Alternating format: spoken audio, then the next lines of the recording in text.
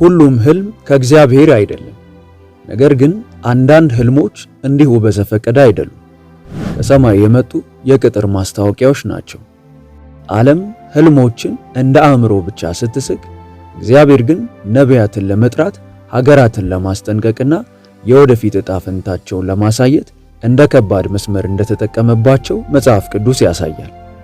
ብዙውን ጊዜ በወንዶችና በሴቶች ሕይወት ውስጥ ትንቢታዊ ጥሪ ያላቸው 5 አይነት ህልሞችን ስለምንመለከት ከዚህ ቪዲዮ ጋር ይቆዩ። እንደተለመደው ቪዲዮውን ላይክ አድርገው በመጀመር አብረውን ያገልግሉ። ለቻናሉ አዲስ ከሆኑ ደግሞ ሰብስክራይብ በማድረግ ቤተሰብ ይሁኑ። አሁን በቀጥታ ወደ መልእክቱ እንለፍ። እግዚአብሔርን አልሰማም የሚሉ ሰዎች አሉ። ነገር ግን እግዚአብሔር በየሌሊቱ ሲተኙ ይናገራቸው ነበር። ህልሞች በመጽሐፍ ቅዱስ ውስጥ ትንሽ ርዕሰ ጉዳዮች አይደሉም። ከዘፍጥረት እስከ ማቴዎስ እግዚአብሔር ሁል ጊዜ ህልምን ለማስጠንቀቅ፣ ለመምራትና ለመጥራት ይጠቀማል። በኢዮብ መጽሐፍ ምዕራፍ 33 ከቁጥር 14 እስከ 16 መጽሐፍ ቅዱስ እንዲህ ይላል፣ እግዚአብሔር በአንድ መንገድ በሌላም ይናገራል፣ ሰው ግን አያስተውለው። በህልም በሌሊት ራእይ አፍላ እንቅልፍ በሰዎች ላይ ሲወድቅ በአልጋ ላይ ተኝተው ሳሉ በዚያን ጊዜ የሰዎችን ጆሮ ይከፍታል፣ በተግሳጹም ያስደነግጣቸዋል። እግዚአብሔር ይናገራል፣ ብዙዎች ግን አያስተውሉ። በመጨረሻ ዝም ስንል ጆሮን የሚከፍትበት አንዱ መንገድ ህልም ነው። ብዙውን ጊዜ ትንቢታዊ ጥሪዎች ባላቸው ሰዎች ላይ ስለሚታዩ 5 አይነት ህልሞች እንነጋገር። አንደኛ፣ መልእክቶችን ወይም መመሪያዎችን የመቀበል ተደጋጋሚ ህልሞች።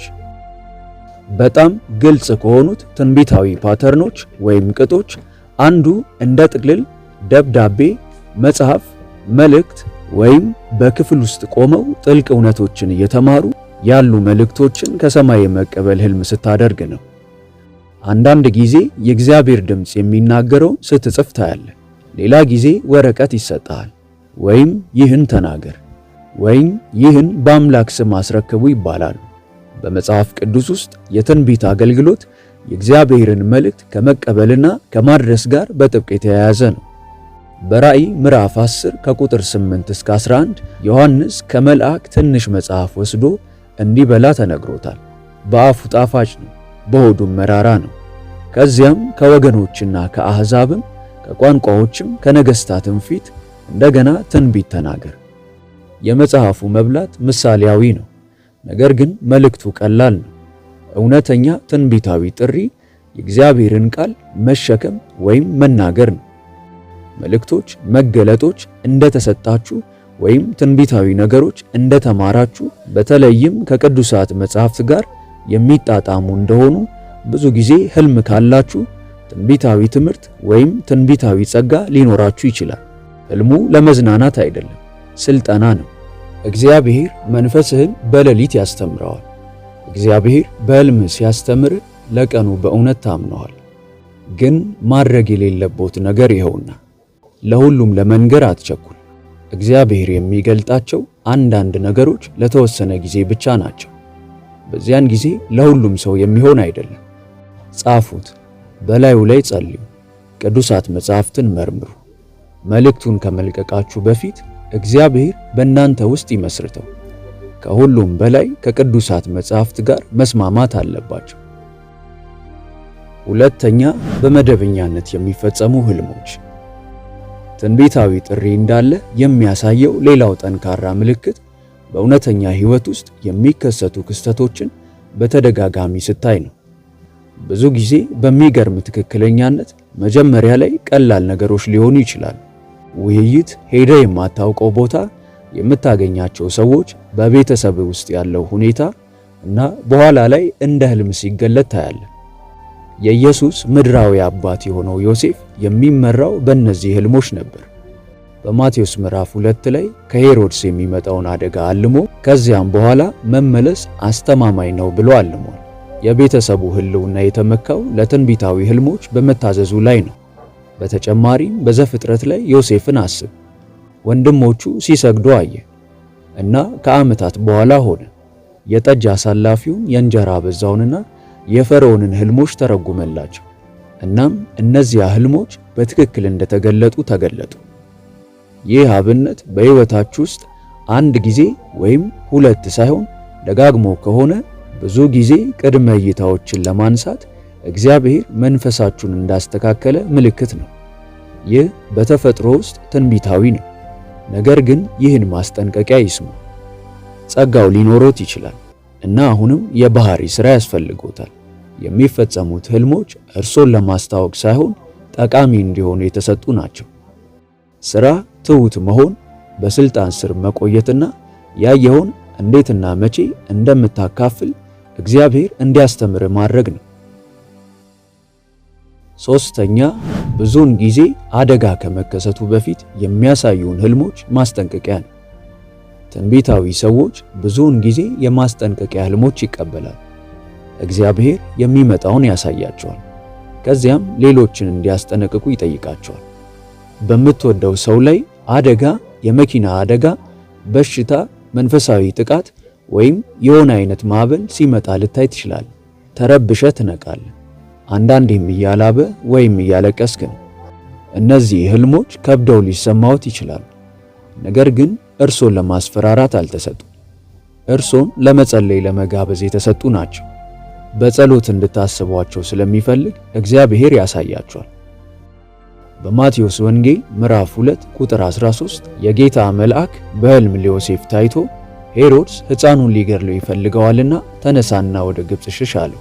ያ የማስጠንቀቂያ ሕልም ነበር። ታዛዥ ባይሆን ኖሮ የመሲሁ ሕይወት አደጋ ላይ ይወድቅ ነበር። ብዙ ጊዜ እንዲህ አይነት ማስጠንቀቂያዎችን የምታለሙ ከሆነ ትንቢታዊ አማላጅ የመጥራቱ ምልክት ሊሆን ይችላል። በመንፈስ እንደ ማስጠንቀቂያ ሥርዓት ትሆናለህ። ሌሎች ከማድረጋቸው በፊት ጥቃትን ታያላችሁ። ሐሜተኛ ወይም ትምክተኛ እንድትሆኑ ሳይሆን በክፍተት ውስጥ እንድትቆሙ ነው። እንደዚህ ያለ ህልም ካያችሁ አትደናገጡ። ወዲያውኑ ግለሰቡን ደውላችሁ አታስደንግጡ። መጀመሪያ ጸልዩ፣ የኢየሱስንም ደም ተማጸኑ። በኢየሱስ ስም የጠላትን ዕቅድ አፍርሱ። እንዴትና መቼ ማካፈል እንዳለብህ እግዚአብሔርን ጠይቅ። አራተኛው አይነት ህልሞች የመንፈሳዊ ጦርነት፣ የመዳን ወይም ጨለማን የማስወጣት ተደጋጋሚ ህልሞች ናቸው። ትንቢታዊ ጥሪ ያላቸው ብዙዎች በህልም ውስጥ በጠንካራ መንፈሳዊ ጦርነት ውስጥ ይገኛሉ። ከጨለማ ምስሎች ጋር ስትዋጋ፣ ሰንሰለት ስትሰብር፣ አጋንንት ስላለባቸው ሰዎች ስትጸልይ ወይም ጨለማ ቦታዎች ውስጥ ስትመላለስ ልታይ ትችላለህ። አንዳንድ ጊዜ ደክመህ ትነቃለህ፣ ልክ እንደምትታገል። ነቢያት ብዙ ጊዜ ግንባር ቀደም ወታደሮች ናቸው። ነገሮችን ብቻ አያዩ፣ እንዲጋፈጡም ተጠርተዋል። በመሳፍንት ምዕራፍ 6 ላይ እግዚአብሔር ጌዲዮንን በቀጥታ በመሠዊያዎችና በአጋንንት ጭቆና ላይ ላከው። በአዲስ ኪዳን ጌታችንና መድኃኒታችን ኢየሱስ ክርስቶስ አጋንንቶችን በማውጣት ከመንፈሳዊ ጨለማ ጋር ይጋፈጥ ነበር። ሕልሞችህ በመዳን እርግማን በመስበር ክፋትን በመገልበጥ ደጋግመው ካስቀመጡ በጸሎት ውስጥ ለመንፈሳዊ ውጊያ እግዚአብሔር እየተጠቀመብህ እንዳለ ምልክት ሊሆን ይችላል። በኋላ በማዳን መናፍስትን በማስተዋል በትንቢት ምልጃ ልትሰራ ትችላለህ። ለዚህ ነው ሕይወትህ ብዙ ጦርነትን የሳበው። የሌሊት ጦርነቶቻችሁ ብርታት ብዙ ጊዜ የቀን ሥራዎትን ጥንካሬ ያሳያል። አትፍሩ፣ ቃሉን ታጠቁ። ዳዊት በመዝሙረ ዳዊት ምዕራፍ 144 ቁጥር 1 እንዳለው እጆቻችሁን ለጦርነት ጣቶቻችሁንም ለዘመቻ እንዲያሰለጥናቸው መንፈስ ቅዱስን ለምኑት። በየሌሊቱ ከመተኛቶ በፊት ራስዎን በኢየሱስ ደም ይሸፍኑ።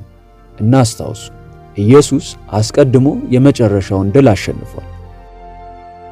አምስተኛ፣ ግድግዳ ላይ፣ ግንብ ላይ፣ ከፍታ ቦታ ላይ ወይም ነገሮችን ከላይ የመመልከት ህልም ነው። ከተማን ከአየር ላይ ታያለህ፣ ወይም ግድግዳ ላይ ቆመ ስትመለከት ወይም እንደ ጠባቂ ክስተቶችን ትመለከታለህ። በሕዝቅኤል ምዕራፍ 33 ቁጥር 7 ላይ እግዚአብሔር እንዲህ ይላል፣ ስለዚህ አንተ የሰው ልጅ ሆይ ለእስራኤል ቤት ጠባቂ ሾምሁ። አደጋን እያየ ጥሩምባ እየነፋ የነቢዩ ተግባር ጠባቂ ነው። ትንቢታዊ ሰዎች ብዙውን ጊዜ እንደ ንስር አይኖች ናቸው። ከፍ ካለው ማዕዘን ይመለከታሉ። አንዳንዶቹ ለቤተሰብ፣ ለአብያተ ክርስቲያናት፣ አንዳንዶቹ ለከተሞች፣ አንዳንዶቹ ለሀገር ጠባቂ ይሆናሉ። ጠባቂ በከተማ ውስጥ ካሉ ሰዎች አይበልጥም። በቀላሉ ከተማውን ለመጠበቅ በተለየ መንገድ ተቀምጠዋል። እግዚአብሔር ያንን ጠባቂ ህልም ብዙ ጊዜ ከሰጠ ኃላፊነቱን ተቀበል። ያየኸውን ለማውገዝ አትጠቀምበት። ለመለማመድና እግዚአብሔር ሲፈቅድ በፍቅር ለመናገር ተጠቀምበት። አሁን በጣም ግልጽና ሚዛናዊ ነው። በመጀመሪያ በመጽሐፍ ቅዱስ የመጨረሻ ስልጣን ነው።